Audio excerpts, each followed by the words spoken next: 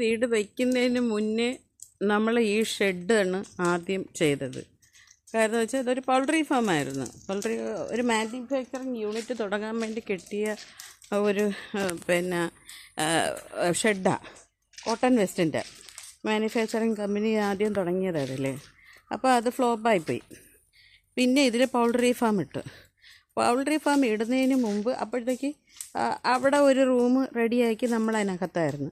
എന്നിട്ട് നമ്മൾ ഇതിൽ പൗൾട്രി ഫാം ഇട്ടിട്ട് കുറേ മോള കല്യാണമൊക്കെ ആയപ്പോഴത്തേക്ക് പൗൾട്രി ഫാം നിർത്തി. ഒരു വീഴ്ച വീണു, ഷോൾഡർ പോയത് കാരണം അങ്ങനെ പൗൾട്രി ഫാം അങ്ങ് നിർത്തി മോളെ കല്യാണത്തിന് മുന്നേ ആ വീട് പണി പൂർത്തിയാക്കാൻ വേണ്ടി നമ്മൾ താമസിച്ചത് ഇവിടെയാണ്. അതിന് മുമ്പേ കുറച്ച് നാൾ പൗൾട്രി ഫാം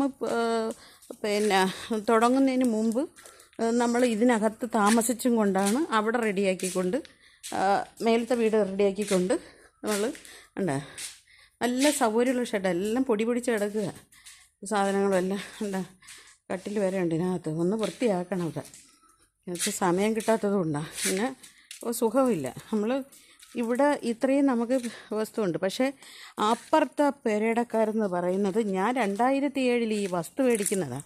ഇതുവരെയായിട്ടും ഒന്നും ഈ കാട് തെളിച്ചിട്ടില്ല. അവർ തെളിക്കത്തില്ല. കാരണം വെച്ചാൽ അവർക്ക് അവിടുത്തെ ഇഴയന്തക്കൾ മൊത്തം വന്ന് കയറുന്നത് ഇവിടെയാണ്. ഇവിടെയും പൗൾട്രി ഫാമായിരുന്നു, ഷെഡൊക്കെ ഉണ്ടായിരുന്നു. അതൊക്കെ പൊളിഞ്ഞു പോയി. പിന്നെ ഇവിടെ അത്രയും അങ്ങ് കാട് പിടിച്ചെടുക്കുക. അവരാകെ വരുന്നത് കൊലയാ ചീനിയാ വീണ് കളിക്കുന്ന എന്തെങ്കിലും ഉണ്ടെങ്കിൽ അവർ വന്ന് വെട്ടിക്കൊണ്ട് പോകും. അല്ലാതെ അവർ ഒരു കാര്യങ്ങൾ അവർ ചെയ്യത്തില്ല. കാരണം നമ്മൾ പറയേണ്ടവരടുത്തൊക്കെ പറഞ്ഞ് അവരടുത്ത് നേരിട്ട് പറഞ്ഞ് അവർ ചെയ്യത്തേയില്ല. നമ്മളങ്ങ് തൂത്തിട്ട് തീയിടും. ഞാൻ ഇവിടെ കാടൊക്കെ തെളിക്കും. പക്ഷേ ഈ പ്രാവശ്യം മാത്രമാണ് സുഖമില്ലായിരുന്നു. ഞാനിപ്പോൾ സ്ഥലത്ത് കുറച്ച് ദിവസം ഇല്ലായിരുന്നു. അത് കാരണം നമ്മൾ ചെയ്യാൻ പറ്റിയിട്ടില്ല. വന്ന സമയത്ത് ചെയ്ത് ഒരു പ്രാവശ്യം തന്നെ ഒരു 4500 രൂപ വരെ ആവും. 5000 രൂപ അടുപ്പിച്ചാവും ഒരു പെരടം വൃത്തിയാക്കിയ ഒരാളെ നിർത്തിക്കഴിഞ്ഞാൽ. അതുകൊണ്ട് ഞാൻ മെഷീൻ അടിക്കത്തേ ഉള്ളൂ. ഈ പാമ്പിനെയൊക്കെ ഓട്ടിക്കുന്നത് എൻ്റെ ജീനു. അവളുടെ മോള് ഒന്നുണ്ട്, അതും കൂടിയാണ്. അവളാണ് തൻ്റെ പാമ്പിനെയൊക്കെ കൊന്നിടുന്നത്. ഇവിടെ കീരിയെ കൊല്ലും. ജീനു നോക്കിയേ, ജീനു ഇനി നോക്കാം, അമ്മേ നോക്ക്. അവളാണ് കീരിയൊക്കെ കൊല്ലുന്നത്. കീരി എന്ത് വന്നിരുന്നാലും കൊല്ലും. വിളിച്ച് പറയും നമ്മളുടെ അടുത്ത്. പിന്നെ എന്തെങ്കിലും വന്നതായിട്ട് ഭയങ്കരമായിട്ട് കുരച്ചൊക്കെ കാണിക്കും. ഇവിടെ ഇരുന്ന് കോഴി വെട്ടിക്കൂടെ. അവിടെയൊക്കെ കുറേ വിറകും കാര്യങ്ങളൊക്കെ പറക്കിയിട്ടേക്കുന്ന പറഞ്ഞാൽ എല്ലാം ഇതായിട്ടിരിക്കുക.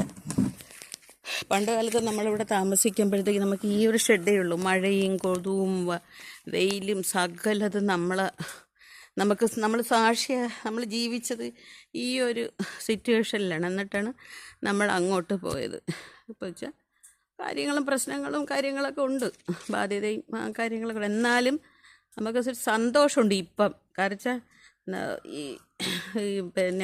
നമുക്കൊരു സ്വാതന്ത്ര്യമുണ്ട്. സ്വാതന്ത്ര്യം എന്തെന്ന് വെച്ചാൽ നമ്മളാരും വിലങ്ങുതടിയായിട്ട് നിന്ന് നമ്മളെ മുന്നോട്ട് പോകാൻ അനുവദിക്കാത്ത ആരും നമ്മുടെ കൂട്ടത്തിൽ ഇപ്പം ഇല്ല. അത് കാരണം ഞാനിപ്പം സ്വതന്ത്രമായിട്ടാണ് നിൽക്കുന്നത്. അതിൻ്റെ ഒരു സാമ്പത്തിക ബുദ്ധിമുട്ടെന്നല്ലാതെ വേറെ ഒരു പ്രശ്നങ്ങളും എൻ്റെ ജീവിതത്തിൽ എനിക്കില്ല. എനിക്ക് മക്കളെ കൊണ്ടോ ആരെയും കൊണ്ട് എനിക്കൊരു പ്രശ്നം. ഞാൻ സന്തോഷവതിയാണ്. പിന്നെ മരങ്ങൾ 2-3 ഉണ്ട്. അത് വിൽക്കാനായിട്ട് തുടങ്ങിയപ്പോൾ ഇവിടെ നല്ലൊരു ഭയങ്കരമുണ്ട്. കണ്ട മാവിൻ്റെ വണ്ണം കണ്ട, ഈ മാവിൻ്റെ വണ്ണം.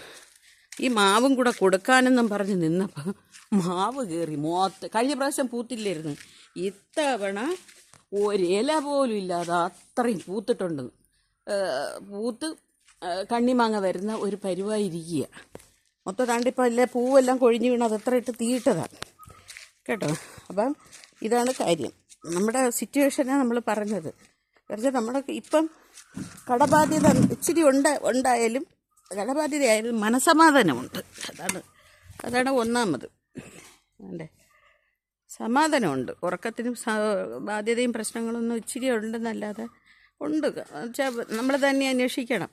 അത് നമ്മളായിട്ട് വരുത്തുമ്പോൾ നമ്മൾ തന്നെ അന്വേഷിക്കണം. കൂടെ നിന്ന് വരുത്താൻ വേണ്ടി ആളുകൾ കാണത്തുള്ളൂ. അപ്പോൾ അത് കഴിയുമ്പോൾ ബാധ്യത എന്ന് പറയുമ്പോൾ എല്ലാവരും ഓടിക്കളയും. അയ്യോ നമ്മളതൊന്നും ആളല്ലേ എന്ന് പറഞ്ഞ് ഓടുന്ന വ്യക്തികളാണ് നമ്മുടെ ജീവിതത്തിൽ ചുറ്റുമുള്ളത്, നമ്മുടെ ജീവിതത്തിലുള്ളത്. അല്ല പരിസര ചുറ്റുമൊന്നല്ല പറഞ്ഞാൽ നമ്മളെ ചുറ്റുമുള്ള അങ്ങനെ. ഞാൻ ഈ വസ്തു വീടുമൊക്കെ അങ്ങ് വിൽക്കും, വിൽപ്പനയ്ക്ക് കൂടെ ഇട്ടേക്കുക. ഒരിക്കൽ വന്നാൽ നമ്മൾ വിൽക്കും. ഇത് പാമ്പറം പാരിപ്പള്ളി പരവൂർ റോഡിൽ ആണ് ഈ വസ്തു കിടക്കുന്നത്. പരവൂരുടെ അക്കാഡമി വെയിറ്റിംഗ് ഷെഡ് മഹാത്മാ സ്കൂളിൻ്റെ അടുത്താണ് ഈ വീട്. വേണമെന്നവർക്ക് വരാം കേട്ടോ, നല്ല സൈറ്റാണ്. പക്ഷേ എനിക്കിന്നിപ്പോൾ ഇത്രയും വലിയ വീടും കാര്യങ്ങളൊന്നും വേണ്ട. രണ്ടുപേരും രണ്ട് കുടുംബങ്ങളിലോട്ടായില്ലേ. ഇനി ഇത് ആർക്കും വേണ്ടി വെച്ചുകൊണ്ടിരിക്കേണ്ട കാര്യമില്ല. തൂക്കാനും തുടയ്ക്കാനൊന്നും വയ്യ, അതാണ് പ്രശ്നം കൂടുതലും. പിന്നെ ഈ കടബാധ്യത കൂടത്തില്ലല്ലോ, അതൊക്കെ കൂടെ കൊണ്ടാണ് ഞാൻ ഇങ്ങനെ. മറ്റേ 2 ടാങ്കുണ്ട് മേളിൽ, വലുതുമുണ്ട് ആ ഒരു വെള്ളം ചെറുതുമുണ്ട്. ഇത്രയും പ്രശ്നങ്ങളുണ്ട്. പഞ്ചായത്തിൽ വരെ മെമ്പറുടെ അടുത്ത് വരെ ഞാൻ പറഞ്ഞിട്ടുണ്ട്, ഇവരിങ്ങനെ കാട് തെളിക്കത്തില്ല, ഇഴന്തകളും മൊത്തം ഇവിടെ കയറും. എത്ര പേര് വന്നാൽ പാമ്പിനെ കടിക്കുന്നതെന്നറിയാവോ? വിളിക്കാൻ ആരെങ്കിലുമൊക്കെ വരും. കോഴിയുള്ള സമയത്തിനും ഉണ്ടായിരുന്നു, എന്നാലും അത്രത്തോളം വരത്തില്ല. ഇത് കോഴിയുള്ള സമയത്ത് ആളനൊക്കെ ഉള്ളതുകൊണ്ട്. പക്ഷേ അവരൊന്നും ചെയ്യത്തില്ല ഒരു വകയും. അങ്ങനത്തെ ആൾക്കാരാണ്.